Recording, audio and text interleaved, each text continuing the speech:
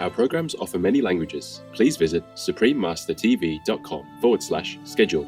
Nos programas offrent plusieurs langues. Veuillez visiter suprememastertv.com/schedule. Nuestros programas ofrecen varios idiomas. Visiten suprememastertv.com/schedule.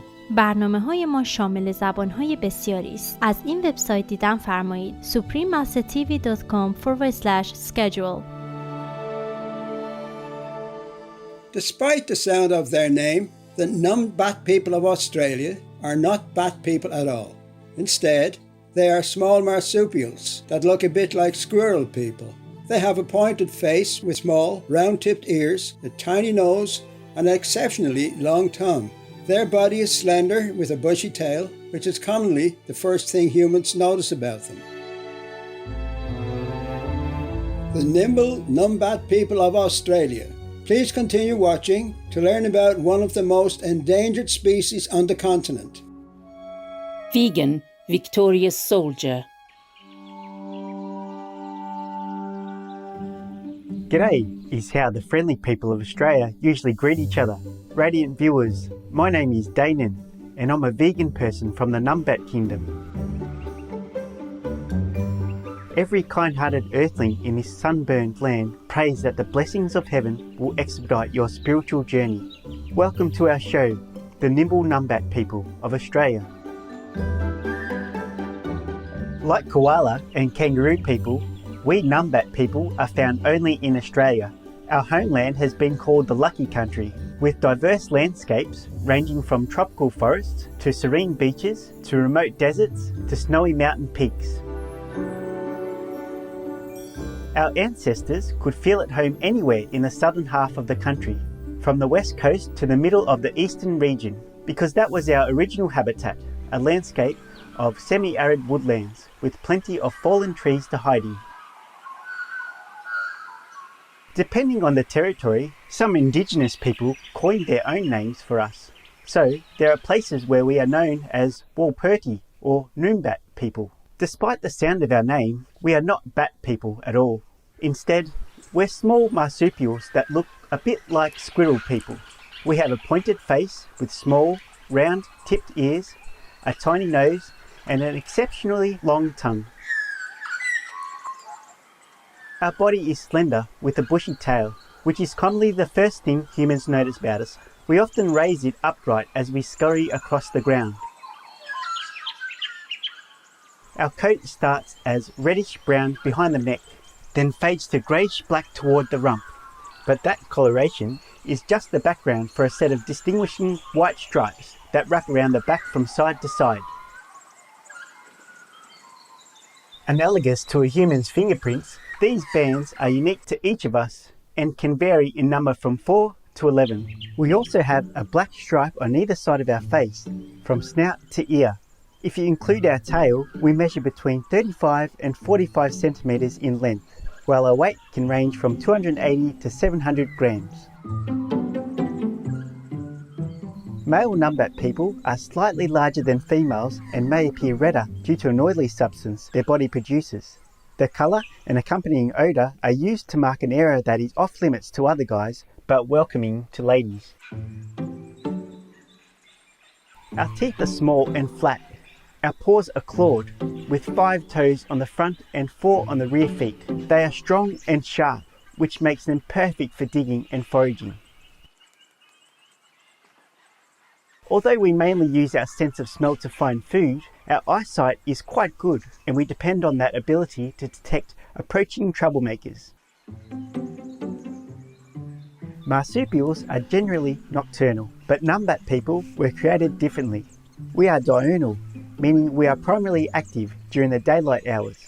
In winter, we forage from around mid-morning to mid-afternoon. In summer, we prefer to go out early in the day and again before twilight to avoid the excessive heat. We are highly alert and nimble movers, constantly scanning our surroundings for any sign of danger. When it comes to our home, we're pretty adaptable. We might choose a hollow log or decide to go a few metres underground by digging a burrow. Either way, at the far end of our nest, we will prepare a cosy bed made of grass and other leaves, pieces of bark, feathers and flowers. We are reclusive by nature and will even avoid other Numbat people to maintain our solitary lifestyle. Another difference between us and other marsupials is that our females don't have a pouch for carrying their young. Following a gestation period of 15 days, a pregnant mum will typically give birth to 4 pink and hairless babies.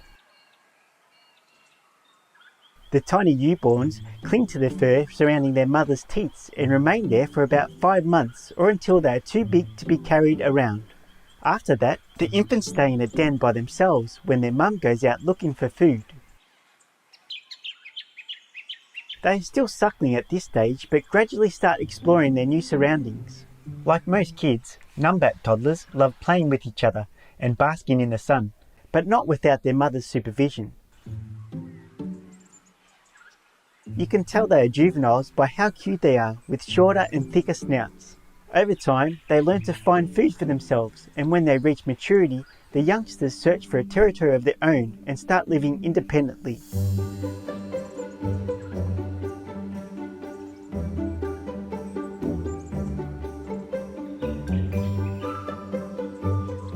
Before European settlement began, in 1788, people from the Numbat kingdom flourished within a range spanning 2/3 of the country.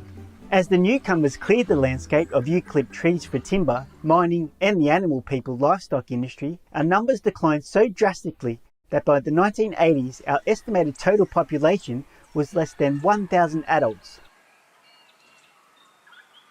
The International Union for Conservation of Nature, or IUCN, listed our species as endangered starting in 1982. One of the last remaining habitats with wild Numbat people is in the Dryandra area of Western Australia, approximately 164 kilometres southeast of Perth. The woodland also serves as a refuge for other threatened fauna, so the Forest Department manages it very carefully. The fascinating reason this location became a natural sanctuary for native marsupial folk is the abundance of toxic shrubs in the genus Gastrolobium. The plants produce sodium fluoracetate, usually poisonous, but we have lived with it for many generations and developed a natural resistance to it. In 1991, a British finance and insurance professional named Martin Copley bought 268 hectares of wetlands and woodlands in the Jarrah Forest region of Western Australia. His purpose was to establish a nature reserve for protecting rare indigenous species from extinction. The property became known as the Karrikamea Sanctuary and set the stage for Mr. Copley founding the Australian Wildlife Conservancy, or AWC. Thanks to generous support from donors and creative partnerships with Indigenous communities, government agencies and landholders, the non-profit organisation now owns or helps manage nearly 13 million hectares dedicated to preserving biodiversity. AWC has established 4 large and fenced areas for mammals like us Numbat people. Yukamurra Sanctuary in the Murray-Darling region of South Australia maintains 1,100 hectares free of feral herbivores and harmful animal species. Across the border in New South Wales, Scotia Wildlife Sanctuary has a protected range of 8,000 hectares. AWC successfully reintroduced Numbat folk there, and Scotia now has the largest self-sustaining population. At Malee Cliffs National Park, also in New South Wales, AWC worked with the state government and the Wildlife Service to install 37 kilometres of fencing around 9,570 hectares of bushland. 35 of my relatives have been moved there since December 2020 with the hope of increasing our numbers. Mount Gibson Sanctuary is about 350 kilometres northeast of Perth in Western Australia. As part of a program to bring back at least 10 mammalian species, AWC encircled a little over 7,800 hectares with special conservation fencing. Numbat people were regionally extinct from the area, so AWC began reintroducing them in 2016.